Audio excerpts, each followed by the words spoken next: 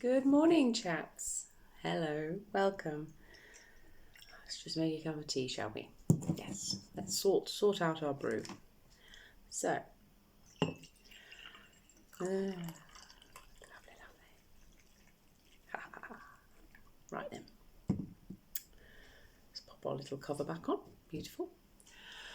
So, little update, I suppose. Not been feeling great lately, and I know that Carolyn hasn't been feeling fabulous either. So stick in there, my lovely. Stick in there. You're doing really well. Stick in there. Keep calm, dear. Keep calm. Carry on. That's it. But yeah, so I've made a little bit of a breakthrough over the last couple of days. But I was wondering, what's bringing this on? Why am I feeling so terrible? Well, I think there's multiple reasons. The first is that it's been my birthday, so another year, and I don't really like markers in life. I respect them. I think there's great value in them, and we absolutely need them, but I don't necessarily like Christmases and birthdays, mainly because they're never really that good. You know, you get this idea of what they should be, or you know, it's just a day spent on your own, and you're just basically waiting to get to Boxing Day. You know, I mean, last year was lovely. I spent it with the crosses, and that was Christmas. That was really nice.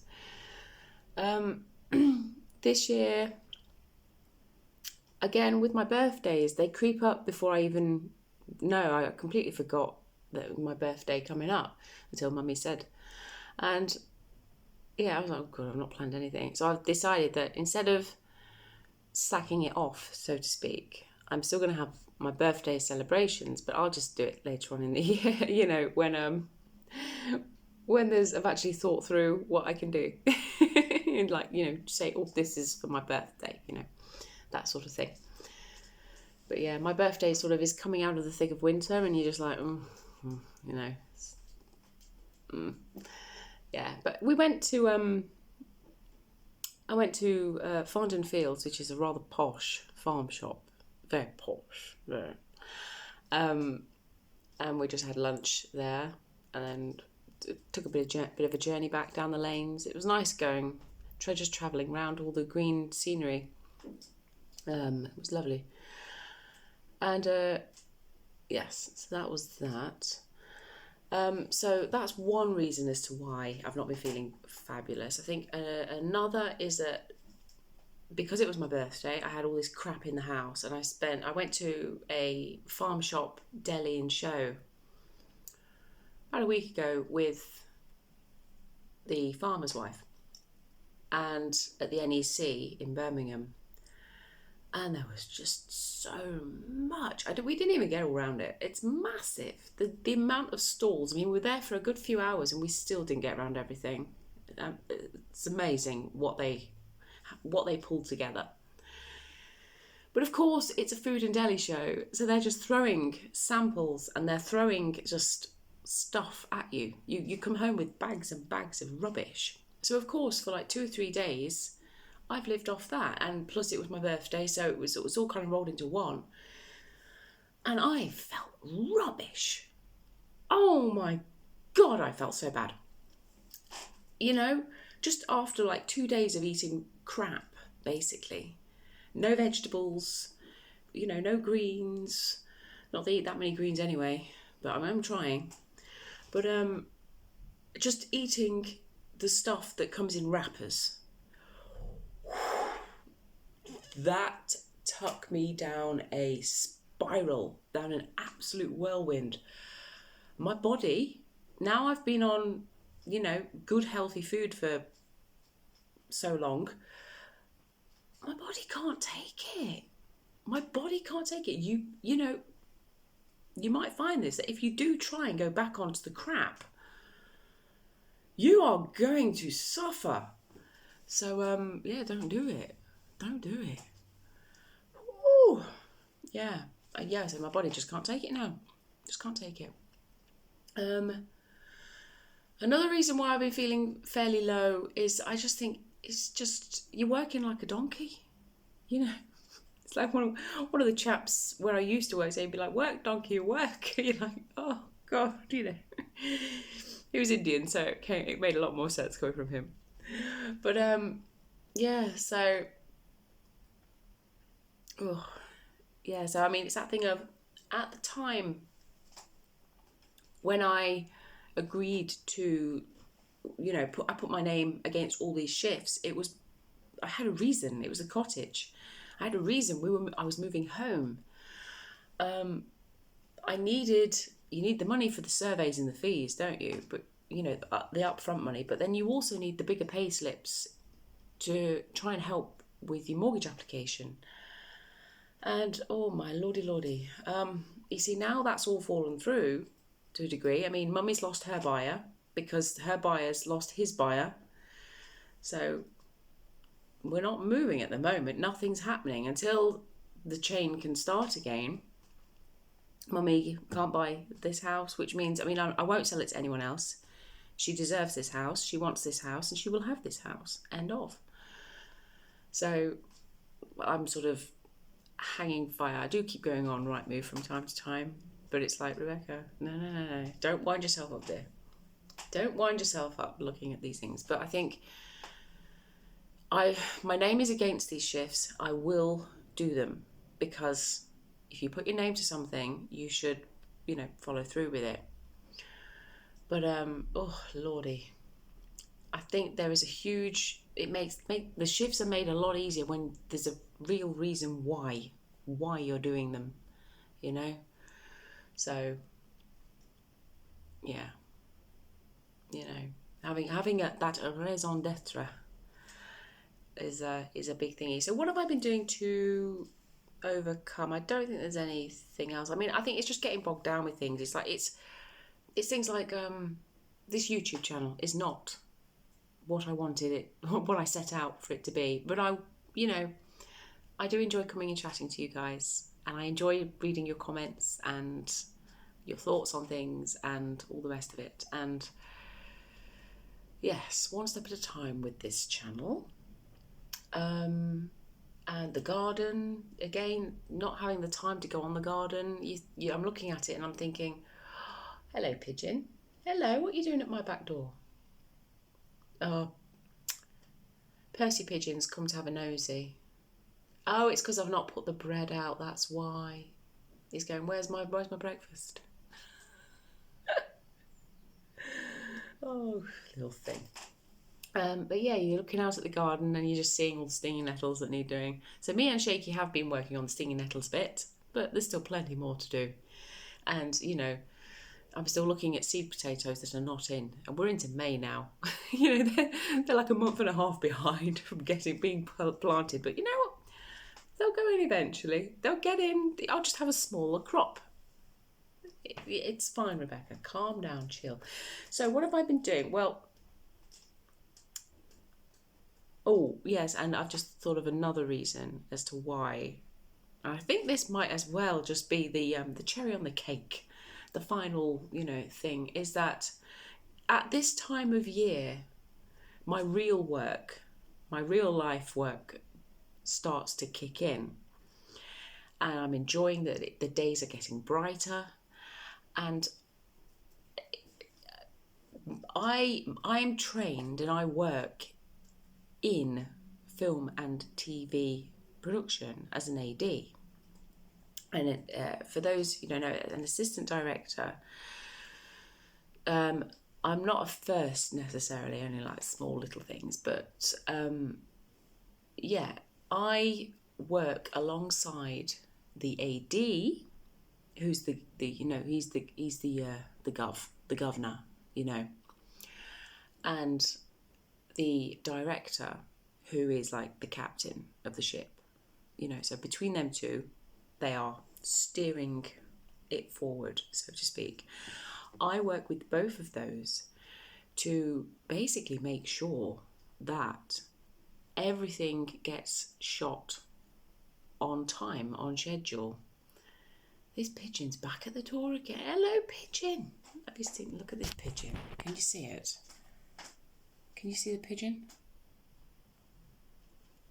I've got no idea. I'm even pointing you in the right direction. Probably not. Where is this pigeon? Can you see him? There he is. Off he goes. I will come and give you your bread in a moment. Yes, I can see you looking at me. Honestly, they're just... Oh, oh dear, you're a bit... Oh, there we go. Anyway, so yes, so as an AD, you... I like to think you're the spider in the middle of a spider's web, and you connect all the departments together. And... yeah, that's what you do, and you make sure that everything gets shot on time, and so that you keep him within budget, you keep within schedule, and everyone is happy. It all runs smoothly. In a nutshell, that's the aim. That's what you do. It's just so that you don't get the producer coming down onto set and saying, "Excuse me, can I have a word?" Oh God. Do your best. So for me, I mean, I work with the AD to make sure that everything that needs shooting for that scene is in place, that it is going through the works, that it is standing by. That could be anything from action vehicles, animals, the extras, right down to transport for the cast, and all that jazz. And then I also, alongside, there's like two sides to my job. Then the other side is working with the director and asking the director, well, what would he like to see from the background? Because the thing is, he cannot direct, even though he might know them, been working with them years and years and years. He is not allowed to direct any of the background. So again, like I just said, action vehicles, extras, that sort of thing, or supporting artists. I do apologise. Extras. They're fabulous, and believe me, I have had a go at being an extra, and it is blooming tough work. It is an art form. It's a craft in and of itself. There's no detriment said at all with that. You've got to be an exceptionally talented person to be an extra. You really have. So, just saying. I've worked with some of the best. And because if he directs them, then they go from being background artist to being cast member or featured or whatever it is. And then that means more money. And then the producer will be like, hold on a minute. So I have to basically listen to the director, work with the director and say, oh, what would you like to see? And some of them will just sack you off. And some of them will give you really incredibly detailed description, and it's your job to make it happen. It's your job to make the background as busy as possible with the 5 extras that you've got, but you've got to make them look 15, So, yeah, I pride myself on being able to really milk an essay for what it's worth. So it's like you'll have deep foreground, deep background, mid feature, then you'll have cover your face with this, or there'll always be tricks and ways of doing about things. There'll always be. So it's all good. Yeah. So I think we're getting to that time of the year now where that also begins. If any of you have watched my last job before I became ill, my proper job, where I could say, oh, it's a proper television show, was Holby City.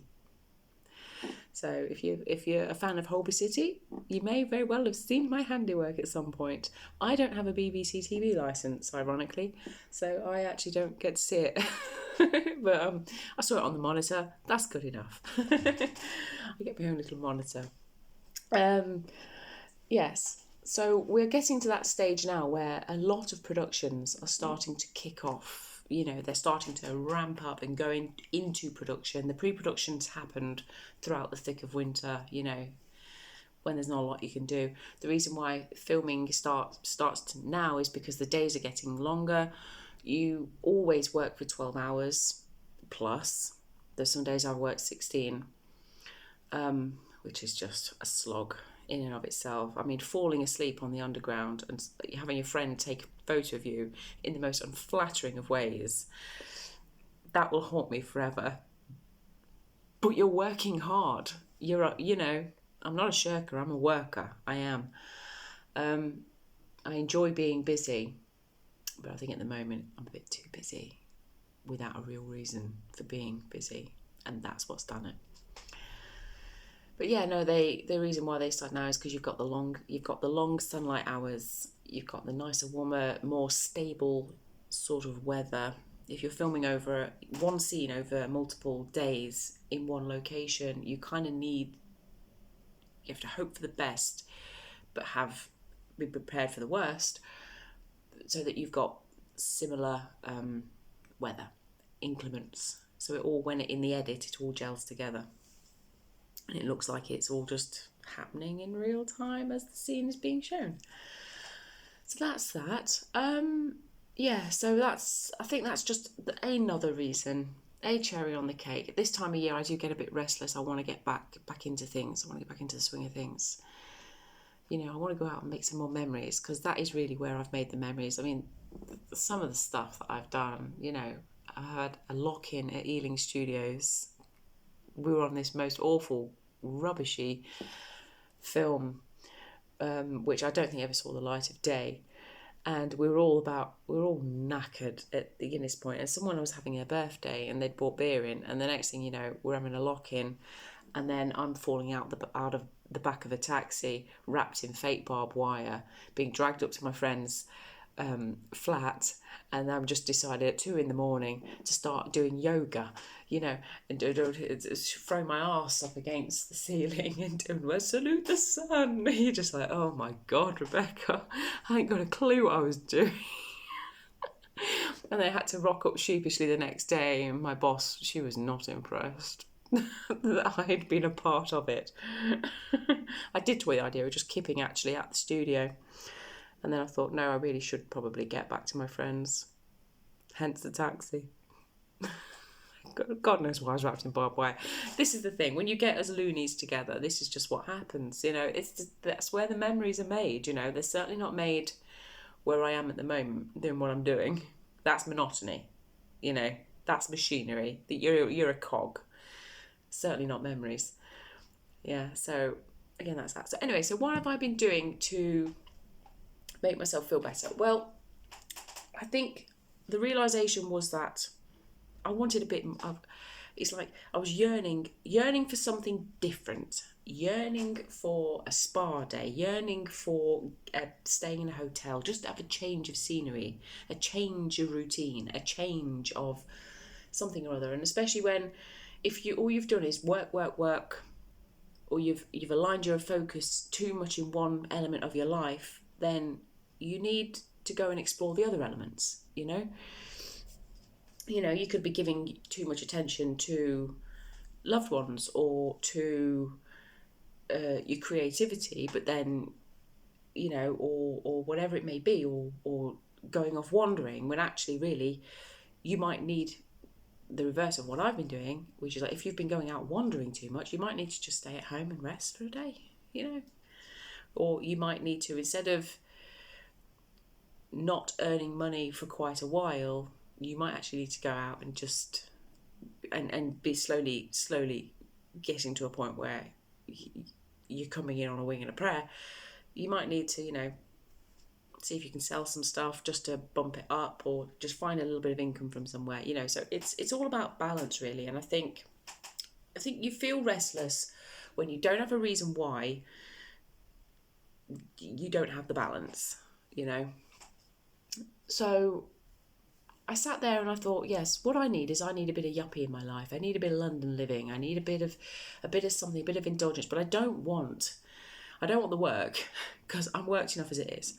I just want the fun aspects of London. I want the meals out, the entertainment, maybe the theatre, or you know, I don't want this the cinema, but you know, theatre, or watching a show, like going to like a bistro or something and watching someone, you know, singing away in the corner, or just getting away, going away for a day, a weekend, you know, or just a night. I had a friend, a rather creative friend, who's fabulous, and every month, even though there was no real reason that anyone else would see, he had a very good reason for booking himself once a night per month of getting away from the family, getting away from the wife, the kids, the ties, everything, and he would just lock himself away in a room